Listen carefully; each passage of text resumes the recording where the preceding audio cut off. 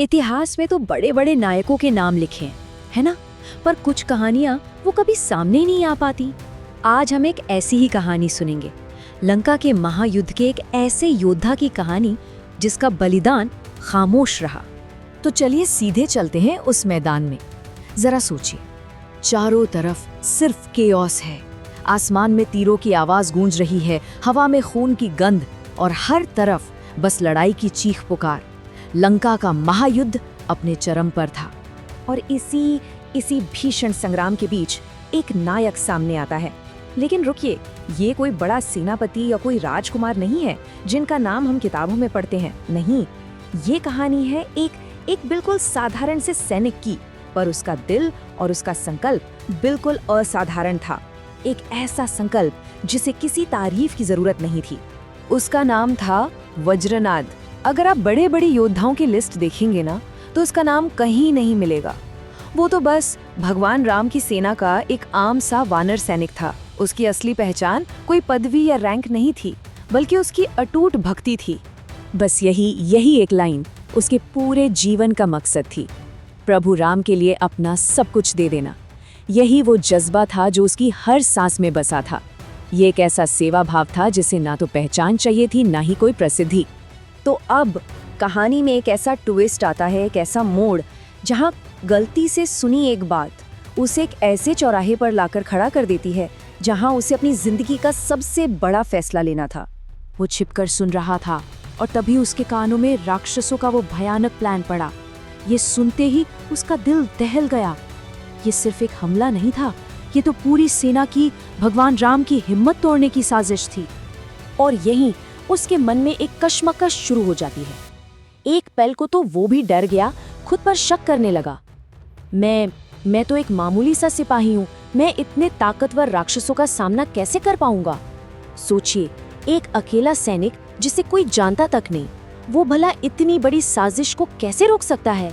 तो उसके सामने दो रास्ते थे, बिल्कुल साफ। पहला रास्ता, चुप रहो और अपनी जान बचा लो, और दूसरा रास्ता, आगे बढ़ो और धर्म की रक्षा करो। एक ऐसा बलिदान दो जिसके बारे में शायद दुनिया को कभी पता भी न चले। लेकिन फिर उसने अपनी आंखें बंद की, अपने प्रभु राम को याद किया, और बस मन की सारी उलझन खत्म हो गई। फैसला हो चुका था। उसने सोचा, अगर ये जीवन किसी काम आ सकता है तो आज ही सही। अगर जान देनी ही है तो इससे अच्छा मौका क्या होगा, भले ही ये बलिदान गुमनाम रह जाए। तो रात और गहरी हो गई है। चारों तरफ एक अजीब सी खामोशी है, लेकिन ये तूफान से पहले की शांति है। अब टकराव का वक्त आ चुका था। वो राक्षसों का झुंड दबे पांव विश्राम कर रहे लक्ष्मण जी की तरफ बढ़ रहा था। उन्हें लगा सब सो रहे हैं, कोई नहीं देख रहा, लेकिन वो गलत थे। तभी अंधेरे को चीरती हुई एक गर्जना गूंजी, जिसने उनके कदम वहीं रोक दिए। सिर्फ एक शब्द, रुको।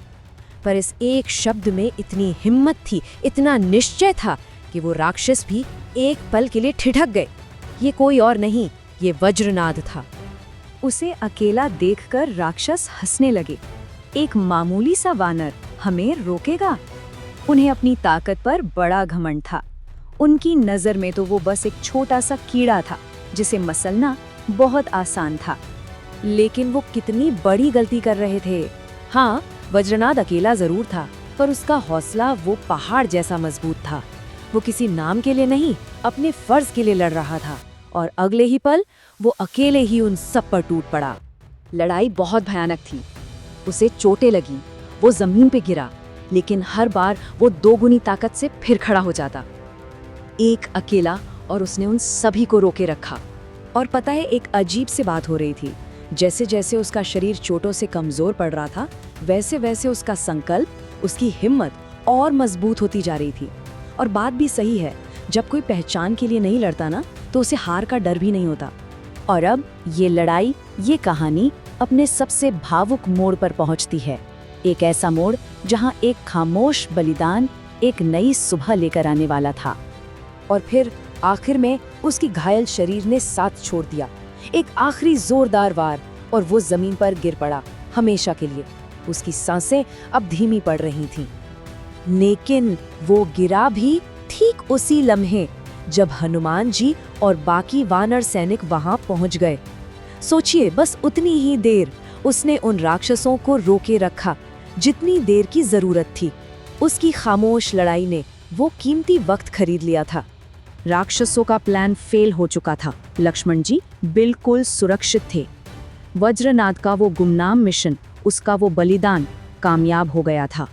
अपनी आखिरी सांसें लेते हुए उसकी नज़रें आसमान की तरफ थीं। उसकी आंखों में तकलीफ नहीं, एक अजीब सा सुकून था, एक संतोष था। उसके होंठों पर एक हल्की सी मुस्कान थी, जैसे वो कह रहा हो, प्रभु आज मेरा जीवन सफल हो गया। तो इस पूरी कहानी से हमें सीखने को क्या मिलता है? यही कि हर हीरो का नाम इतिहास में नहीं लिखा जाता। कुछ सबसे बड़े बलिदान हमेशा गुमनाम रहते हैं, खामोशी से दिए जाते हैं। असली हिम्मत वो नहीं जो पहचान मांगे, असली हिम्मत तो वो है जो बिना किसी चाह के सही काम के लिए अपना सब कुछ दांव पर लगा दे। और आखिर में बस यही एक बात सोचने वाली है जो वज्रनाथ की विरासत को हमेशा जिंदा रखेगी, कि हीरो वो नहीं होता जो हमेशा जीतता है।